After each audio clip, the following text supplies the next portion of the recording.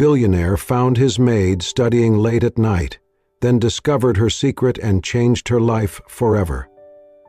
The mansion was silent, cloaked in darkness except for a single beam of light spilling faintly from the kitchen. The old grandfather clock in the hallway had just struck 2, an hour when even the restless usually surrendered to sleep. William descended the stairs slowly, barefoot, robe draped over his shoulders. He wasn't used to the quiet. Once, years ago, it had been filled with laughter, piano music, the rustling of pages as his wife read by the fire. Now it was silence and routine. Tea at 9, solitude by 10, insomnia by midnight. He wasn't expecting anyone else to be awake. As he turned the corner into the kitchen, he stopped. There, hunched over the marble island, sat Anna. She wore a loose sweater over her house uniform, sleeves rolled up, a pencil tucked behind her ear. Around her were thick medical textbooks, a spiral notebook filled with handwritten notes, diagrams sketched in ink. She didn't notice him at first, too immersed in her world of anatomy and chemical equations. William cleared his throat. Anna jumped, snapping the book shut, startled. I'm sorry, sir," she stammered, rising to her feet. "I didn't think anyone would be awake." He raised a hand. No, it's fine. I just came down for some water, but what are you doing?" She hesitated, then lowered her eyes. "I was just studying." "At 2 in the morning?" "I have an exam tomorrow," she said quietly. "A placement test for an online program." William frowned slightly. "I didn't know you were taking classes." "I do it after work," she said, brushing a strand of hair behind her ear. "Only at night. I can't afford school here yet, but if I pass the exam, I might qualify for remote courses. It's a small chance, but I have to try." There was a pause. He glanced at the textbook nearest to him. Advanced Human Biology. "You want to be a nurse?" he asked. Anna looked up, and for the first time he saw it, the fire behind her usually lowered gaze. "A doctor," she said. William blinked. "I want to be a doctor," she continued, voice firmer now. "I've wanted that since I was a child." He studied her for a moment. She wasn't even 30. Small, polite, efficient. She cleaned the house, folded the laundry, never spoke unless spoken to. And yet here she was, burning the candle on both ends, chasing a dream that most would have abandoned long ago. "Why?" he asked. She hesitated. "Because when I was 10, my father got sick. We didn't have money for proper treatment. He died at home. I remember sitting beside him feeling useless. I promised I'd never feel that helpless again." William didn't respond at first. He just looked at her, truly looked. She wasn't asking for pity. Her voice wasn't broken. Her eyes didn't beg. She simply stood there, quietly brave, surrounded by the tools of a dream no one had handed her, one she was building with scraps of time, worn books, and pure determination. "You're tired," he said softly.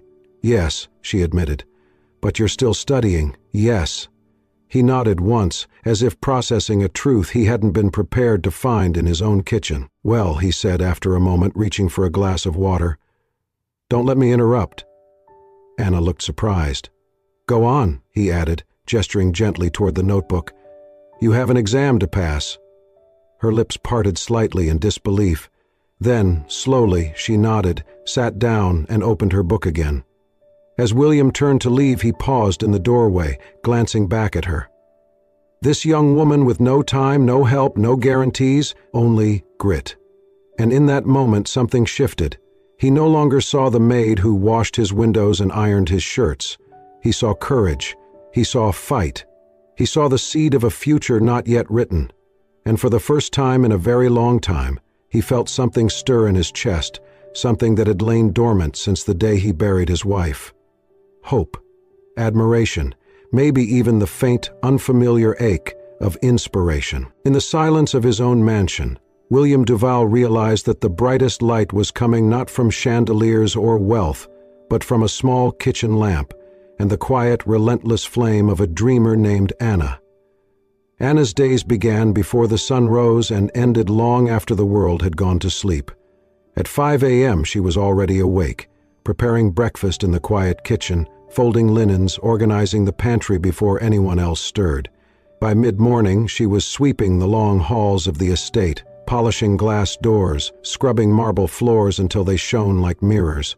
She moved with quiet efficiency, never lingering, never resting too long. At lunchtime, she served meals she didn't taste. In the afternoon, she tended the garden, wiped dust from bookshelves in rooms she was never invited to sit in. And when the household finally quieted for the night, Anna returned to her room, the smallest one near the laundry, with a creaky bed and a desk made of salvaged wood, and began her second life. Her textbooks were old, bought second-hand from online listings and shipped from the Florida. Her notes were scribbled in the margins of scrap paper, receipts, napkins she had saved from lunch. Her only light was a dim desk lamp that flickered when the air conditioner kicked in. But still, she studied. She practiced pronunciation of complex medical terms under her breath, afraid to wake the sleeping house. She watched hours of free lectures on YouTube, pausing and rewinding every few minutes to understand the terminology. Her internet connection often lagged, but she refused to complain. She couldn't afford the luxury of frustration. She would pause only to check her phone at midnight, a message from her younger sister, Mari, saying goodnight, a photo of their mother sleeping, looking thinner each week, a drawing from her youngest brother, Ben, showing Anna as a superhero in a white coat. She kept those messages as screensavers, tiny reminders of why she was doing this. She sent home nearly everything she earned. For medicine, for tuition, for food. She left just enough for instant noodles, toothpaste, and bus fare, though she rarely left the property. She hadn't bought new clothes in years. Her shoes had holes in them. She cut her own hair to save money. None of it mattered. She had a purpose. Her dream of becoming a doctor wasn't about ambition or prestige. It was about people like her father, who had died on a bamboo cot, sweating through a fever they couldn't afford to treat. It was about mothers in the province, waiting too long to give birth because there were no clinics. It was about giving children like Ben a better answer than, "We don't have the money." People told her it was impossible, that no one like her, brown-skinned, broke, a housemaid in a foreign land, could ever wear a white coat. But Anna didn't argue. She simply worked. Even on the hardest days, when her hands ached from scrubbing or her eyes burned from sleep deprivation, she never let the fire inside her dim. She carried her dream like a small, sacred ember in her chest. And William noticed. He didn't say anything, not yet, but he saw the way she moved with discipline, the way she snuck glances at her books when she thought no one was watching. He noticed the way she touched everything with care, even the furniture, even the floor, as if the world deserved gentleness no matter how hard it was. Anna never asked for more, not time, not money, not recognition. She didn't believe in handouts. She believed in doing the work. And she did, quietly, relentlessly, unapologetically. One night, as she sat at her desk, cross-referencing symptoms for a mock diagnostic test, she looked up at the ceiling and whispered to herself, "I'll get there, even if it takes me forever. I'll get there." She didn't know if anyone heard, but someone had, and for the first time in his life, William felt that perhaps true strength wasn't loud or powerful or adorned in medals. Sometimes, true strength wore an apron by day, a pencil in her hair by night, and carried the weight of a future no one else believed in, except her. It began with a second glance. At first, William had only observed Anna from a distance, casually, with the kind of detached curiosity that people of his stature often had toward those who quietly served them. But something shifted after that night in the kitchen. After seeing her huddled over medical books, eyes blazing with tired resolve, he found himself noticing her more closely. More often, he saw how gently she trimmed the hydrangeas in the back garden, as if they were living things with stories to tell. How she wrapped a dish towel around the handle of the hot kettle so the cook wouldn't burn his hand. How she noticed when the butler looked pale and left him warm soup outside his door with no name attached. She didn't speak much, but in the silence, she communicated something few people in William's world ever did. Awareness, kindness, not as performance but as instinct. He started asking her questions in passing, small, non-intrusive things at first. How long have you been working here? 3 years, sir. Before that, private homes. Always live in. It's easier for saving. Her answers were short, respectful. She never lingered, never assumed. But she was honest, and it was that honesty, clear, stripped of performance, that struck him. One evening, as he sat on the terrace nursing a cup of black tea, he saw her returning from the market with 2 bags in hand. Instead of handing them off, she stopped by the gardener, who was on his knees tending to a rosebush, and handed him a small box of balm for his knees. "You said they ached last week," she said softly, before disappearing into the kitchen. William didn't speak. But something stirred inside him. The next evening, as he passed the hallway near the study, he found her sitting by the open door of the service corridor, reading again. She looked up, startled, then began to stand. "No need," he said. "Mind if I join you?" Her eyes widened slightly. "Here?" "I like the quiet," he said, lowering himself into the opposite chair. She blinked, nodded, then closed her book. "No, don't stop on my account," he said. She hesitated, then opened it again. A few minutes passed in silence. Then softly he asked, "Do you miss the Florida?" She paused. "Every day." "Why don't you go back?" She didn't look up. "Because everything I need to become is still here." That night, they didn't say much more, but something passed between them, a thread. It became a pattern. A few nights later, he brought 2 cups of coffee to the same hallway. "This one's sweet," he said. "I wasn't sure how you take it." She smiled. "Sweet is good, thank you." They sat in silence, sipping slowly. Another evening, he asked her about her family. She told him about her mother, still recovering from a stroke, and her 2 siblings, both in school. How she sent them money every week. How she once wanted to be a teacher before switching dreams after her father's death. "Lynn died from a lung infection," she said quietly. "There was no doctor in our village. The nearest clinic was 2 hours away. By the time we got there, it was too late." William didn't speak. His hands curled slightly around the warm mug. "My wife," he said after a pause, "used to teach children in the city, every Saturday morning, rain or shine." Anna looked at him. "She died of cancer 5 years ago," he added. "Fast, aggressive. 1 month she was laughing at my bad piano playing. The next, gone." Anna lowered her eyes. "I'm sorry," he shook his head. "I've never told anyone that in this house." They sat together in that quiet for a long time. No pretense, no roles.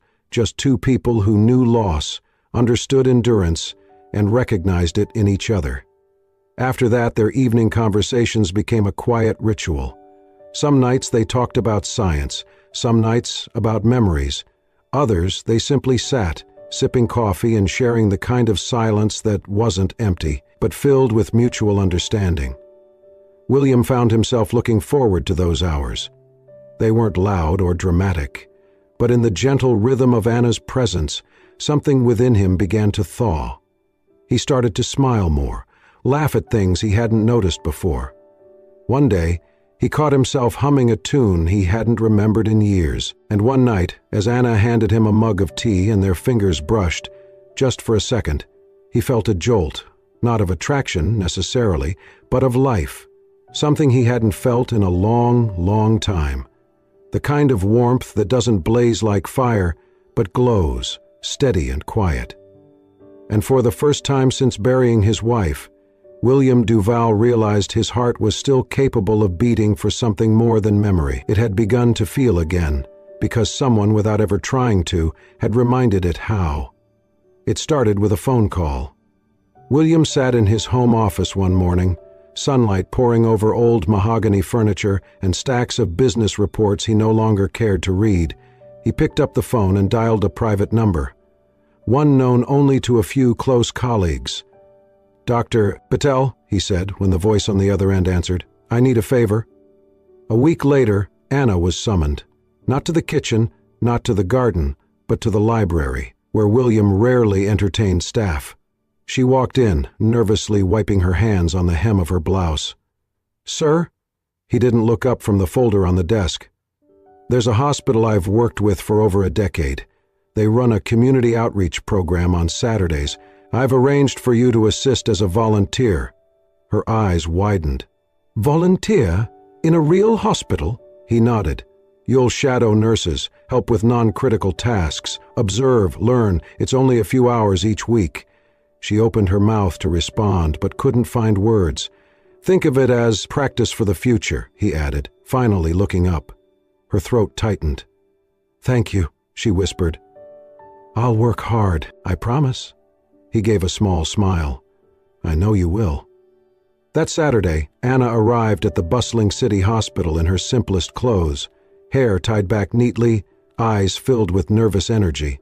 She was introduced to a nurse named Claudia, who gave her a quick rundown of protocols and assigned her to the outpatient clinic. Anna didn't hesitate. She took blood pressure readings, helped fill out forms for elderly patients who struggled with English, calmed crying children in the waiting room, and disinfected beds between appointments. She moved with care but also with purpose, watching, absorbing, assisting where she could. By the end of the first day, Claudia approached her with a raised eyebrow. You said this is your first time in a hospital? Anna nodded, unsure if she'd done something wrong. You have better bedside instincts than some of our interns. Anna blinked. I just try to help like I'd want someone to help my family. Claudia stared at her for a second longer, then nodded. Come back next week, same time. Every Saturday after that, Anna returned. Early, eager, always ready to learn. She asked questions when appropriate, took notes in her small, well-worn notebook, and stayed longer than required. The staff began to recognize her. A few doctors even asked her opinion during rounds, not to test her, but because she paid attention. Meanwhile, William asked nothing. He didn't hover, didn't ask for updates, but each Saturday evening when she returned, he'd casually leave a cup of warm tea outside her door. No words, no notes, just quiet support. Then, one Thursday afternoon, William invited her once again to the library. This time there was a folder waiting on the desk. Anna approached slowly. Is something wrong? He gestured for her to sit. No, quite the opposite. She took the seat, confused. William slid the folder across the desk. Inside was an acceptance letter from a prestigious healthcare foundation tied to his company. It was addressed to her, a full scholarship to a 2-year pre-medical certificate program with a guaranteed pathway into a partner university's medical school if she passed. Her hands shook as she read. I don't understand, she whispered. I didn't apply for this. You didn't need to, he said. I did. She looked up, stunned. Why would you do that for me? William met her gaze, eyes steady. Because I see who you are becoming. Tears welled up in her eyes. You work harder than anyone I know. You've taught yourself more than some students with every advantage in the world. And you care, deeply, genuinely. That can't be taught, but it deserves to be nurtured. She covered her mouth with her hand, trying to process it all. You don't owe me anything, he continued. This isn't charity, this is belief. You've earned every line of that letter. I just helped the world see it. I'm just, she shook her head, a housemaid. No, he said softly. You're a future doctor. You just need the world to catch up. That night, Anna didn't study.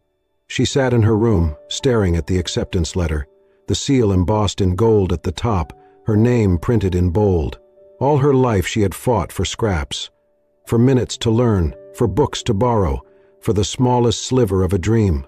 Now, a door had opened, not by miracle, but by the quiet faith of someone who had seen her, not her position, not her poverty, but her potential. And that, more than any acceptance letter, was the gift she had never dared to ask for.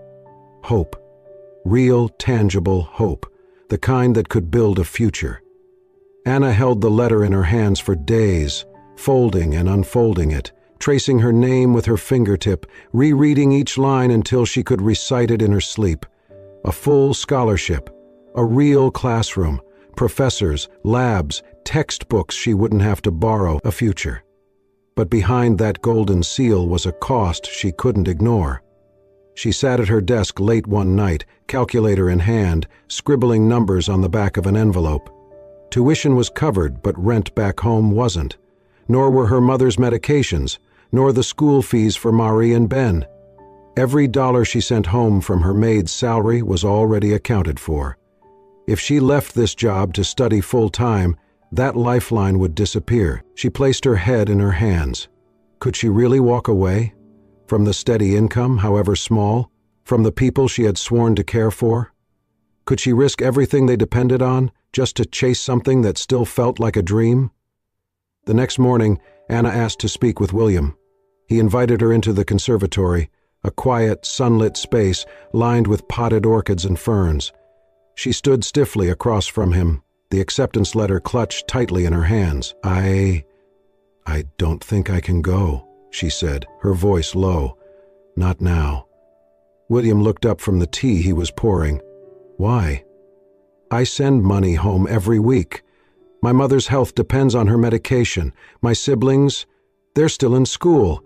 If I stop working, they'll have nothing. I can't be selfish.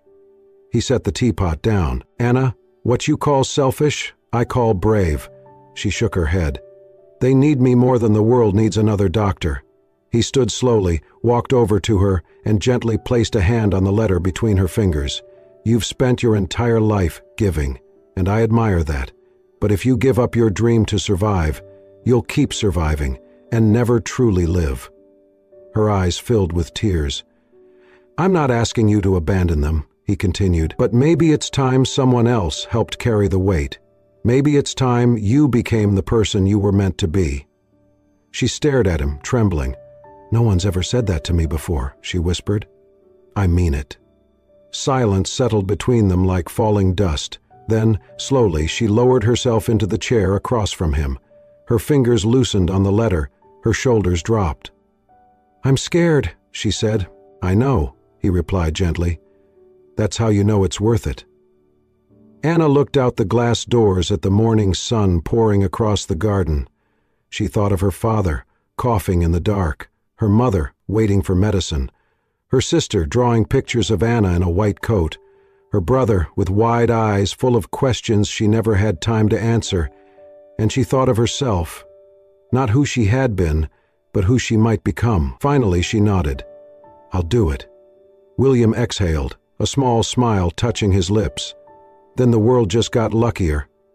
She laughed through the tears, the kind of laugh that came from deep within, half joy, half disbelief.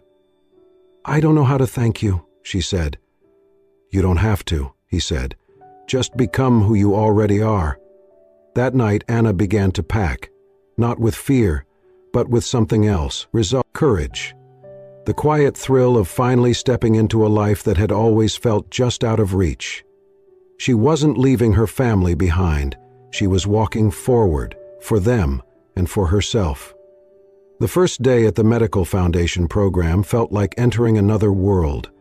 Anna stood outside the campus building, her backpack slung over one shoulder, clutching a folder of documents. Around her, students stepped out of luxury cars, wore designer coats, carried tablets and noise-canceling headphones. Their conversations drifted through the crisp morning air, talk of vacations, private tutors, legacy admissions. She shrank slightly into her sweater, feeling the frayed edge of her collar like a spotlight. She walked quickly through the glass doors, head down, clutching her scholarship ID like a shield. In her first anatomy lab, she didn't speak. She took notes, listened intently, nodded when addressed. She didn't laugh with the others when the professor made a joke. She was too focused, too unsure if she even belonged. The other students barely noticed her. A few smiled politely, most didn't ask her name. But Anna paid attention. She watched, she studied, she memorized every term, reviewed every night, practiced alone with flashcards and online simulations. She was always the first to arrive, the last to leave, quiet, invisible, but present, relentless. One afternoon, during a group case study, the instructor posed a challenging scenario about a rare immune disorder. The class hesitated, unsure. Anna raised her hand, soft but steady. The symptoms align with a variant of Job syndrome, she said. We covered it last week in the immunology reading. The room fell silent. The instructor blinked. That's correct. From that day on, the whispers began to shift. They started asking her questions, not out of condescension, but curiosity.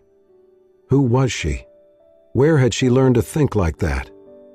Anna never gave long answers. She simply kept showing up over and over again, with precision, humility, and fire. Every month she wrote to William, not emails, letters, handwritten on lined paper, folded neatly into envelopes.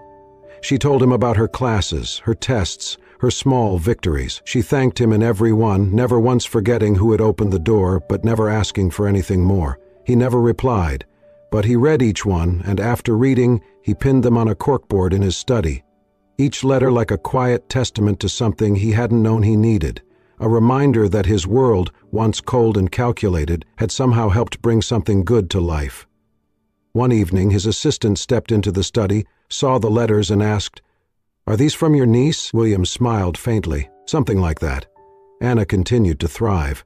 She received top scores on her exams, praise from professors, and invitations to assist in research projects. She joined a mentorship program for immigrant students, offering tutoring sessions to those just beginning the journey she had once feared. And slowly, something changed. Not in her surroundings, but in her. She began to walk taller. She started raising her hand more. She met her professor's eyes. She stopped apologizing when she spoke. It wasn't arrogance. It was arrival. She had once whispered her dream in the dark. Now she stood in brightly lit lecture halls and spoke of medicine, care, and ethics with clarity and strength. One afternoon she caught a glimpse of herself in the mirror of the campus library. Hair pulled back neatly, a white coat draped over her arm, textbooks hugged to her chest. She didn't look like a maid anymore. She looked like a future doctor. But more than that, she looked like someone who knew she belonged. And though William never said a word about the letters on his wall, he read them each night, carefully, like scripture. And in his quiet home, once so full of loss, there was now a soft, steady presence, the knowledge that somewhere Anna was becoming exactly who she was meant to be, not because of him, but because someone had finally believed she could. The car pulled into the long gravel driveway, crunching softly beneath the tires. The estate hadn't changed much. The ivy still curled around the white columns, the windows still gleamed in the afternoon sun, and the garden bloomed with the same quiet elegance Anna remembered. But something inside her had shifted completely. She stepped out, straightened her blazer, and took a deep breath. 4 years. 4 years since she had walked this path with a mop in one hand and a lunch bag in the other. 4 years since she'd quietly scrubbed floors, cooked meals, folded sheets, and studied at night, holding on to a fragile dream. Now she returned not as a maid, but as a graduate of medical school, a doctor in training, a woman shaped by grit, pain, and relentless faith. She rang the bell. The door opened slowly, and there he was. William, a little older now, the lines on his face a bit deeper, his hair grayer, but his eyes the same, warm, watchful. For a brief moment, neither spoke. Then he smiled. "Anna," he said, his voice softer than she remembered. She smiled back. "Hello, Mr. Duval." "No more, sir?" She shook her head, laughing gently. "Not today." He stepped aside. "Come in." She entered the house she had once cleaned from top to bottom, but now she saw it differently. Not as a place she served, but one that had silently witnessed her transformation. They walked through the hallway, down to the conservatory, where the sunlight still poured across the tiled floor. He poured tea without asking, just like he used to, and handed her a cup. They sat. For a while, they didn't speak. The silence was familiar now, comfortable, shared. Finally, William said, "I kept all your letters." Anna looked up. "They're still on the wall," he added, his gaze distant. "When the house feels too quiet, I read them again." Her throat tightened. "I never knew if you read them." He chuckled. "Every single one. Twice." She smiled, eyes soft. "Thank you for everything. I wouldn't have made it without your belief." "You made it," he said, "because you refused not to." They fell into stories after that, of school, of long nights studying, of her first patient, of the hospital where she would start her residency. William listened, hands wrapped around his cup, occasionally nodding, occasionally laughing. Then he asked, gently, "Do you ever regret leaving?" She looked at him for a long moment. Then, slowly, she shook her head. "No," she said, "because what I found on the way back was me." He nodded once, deeply, as if those words filled something in him he hadn't known was empty. The sun dipped lower, painting the room in amber. They sat in the glow, not as employer and employee, not as billionaire and maid, but as something else. Something unspoken, but deeply real. And in the quiet between them something passed. Not love declared, not promises made, but a recognition of all they had walked through, of all they had become, and the possibility of what might still be. The auditorium was packed, the lights warm and the applause deafening. Anna stood at the podium in her graduation gown, hands trembling slightly around the edges of the speech she had written and rewritten 100 times. Her white coat now bore her name stitched in clean black letters, Dr. Anna Mee Santos, and her heart beat not with fear, but with something stronger, quiet certainty. She took a breath and looked out at the sea of faces, fellow graduates, proud families, professors and sponsors, and somewhere near the back, in the shadows, sat William. He didn't wave, he didn't stand, but he was there, as he always had been. Anna leaned forward into the microphone. "I wasn't born into a life of opportunity," she began. "I was born into a small home where dreams were often too expensive to afford." A hush fell over the crowd. "I grew up watching illness take away the people I loved, not because there weren't cures, but because we couldn't reach them. And for a long time I believed my job was simply to survive." She paused, eyes searching for courage in the silence. "But then, one day, someone saw me. Not for what I did, not for where I came from, but for what I could become." She smiled, soft and steady. "There was a man who saw me, not as a maid, but as a story waiting to be told. And he gave me the one thing that can't be bought, belief." A murmur rippled through the audience, but Anna didn't flinch. "That belief changed everything, and now I stand here not just as a doctor, but as proof that kindness can be the seed of something extraordinary." The standing ovation lasted minutes, but Anna didn't hear it. Her eyes had already found him. William, still seated, not clapping but smiling, a slow, proud smile that reached his eyes. Months later, Anna opened her first community clinic in a modest building in Queens. It wasn't glamorous, just 5 rooms, a small waiting area, and a mural painted by local kids on the side wall. But it was full of patients, of volunteers, of hope. She offered checkups to undocumented families, prenatal care to mothers who couldn't afford hospitals, vaccines for children who'd fallen through the cracks. Her staff was small, her budget tighter than ever, but her doors were always open. She named it Project Hiwaga, Tagalog for wonder, a tribute to the mystery of how life, despite everything, could still bloom. No donor names were printed on the plaque, but Anna knew. William funded the equipment, covered the rent, sent monthly donations through anonymous channels. When she thanked him, through letters, voicemails, messages he never answered, he simply continued. Quietly, one autumn afternoon, Anna invited him to visit. He arrived at closing hour, dressed in a simple coat, looking slightly thinner, a little slower, but his eyes still carried that steady gaze she'd come to trust. They sat on a bench outside the clinic, watching a group of children play with sidewalk chalk, drawing suns and stick figures and dreams. Neither spoke for a while. Then Anna said, "They think the building is magic." William raised an eyebrow. "Is it?" She smiled. "In a way, it was built on something stronger than concrete." He looked at her for a long moment, then reached for her hand. For just a moment, he held it. No words, no movement, just stillness. Then he let go. But in his eyes was everything she needed to know. That he had never stopped believing in her. That he had never wanted anything in return. That maybe, just maybe, love didn't always need to be spoken aloud to be real. She leaned her head lightly against his shoulder. The children laughed louder. The mural caught the sunset. And 2 people, once strangers in a kitchen lit by a single bulb, sat quietly, witnessing the life they'd built together, in different ways, for the same reason. Some stories don't end in love. Some begin with it, and simply keep growing. Thank you for staying with us through this powerful journey, one that began in silence, under the dim glow of a kitchen light, and unfolded into something far greater than either of them could have imagined. Anna and William's story isn't just about success or sacrifice.